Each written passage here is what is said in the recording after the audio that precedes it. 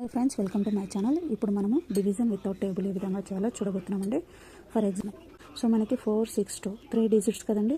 So 3 ఈ విధంగా తీసుకోండి. ఫస్ట్ లైన్లో 4, సెకండ్ 6, థర్డ్ లైన్లో 2ని తీసుకోండి. ఓకే, డివైజర్ ఇక్కడ మనకి 4 ఉంది కాబట్టి ఇక్కడ మనకి ఏ నెంబర్ ఉందండి? 4. So draw 4 lines. ఇక్కడ మనకి ఏ నెంబర్ ఉంటే అన్ని లైన్స్ డ్రా చేయాలి. 1, 2, 3, 4. మనకి డివైజర్ 4 కదండి. సో 4 లైన్స్ని కూడా సర్కిల్ చేసినట్లయితే మనకి ఎన్ని సర్కిల్స్ ఫామ్ అవుతాయి, ఎన్ని గ్రూప్స్ ఫామ్ అవుతాయి? 1 గ్రూప్ ఫామ్ అవుతుంది. Okay, next number is 6. So ఎన్ని లైన్స్ డ్రా చేయాలండి?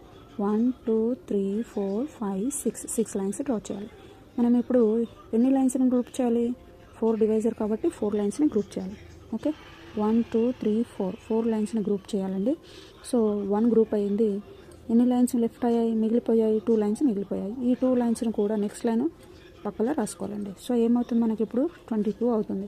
సో మనము మళ్ళీ 22 లైన్స్ని తీసుకోవాలి. 1, 2, 3, 4, 5, 6, 7, 8, 9, 10, 11, 12, 13, 14, 15, 16, 17, 18, 19, 20, 21, 22.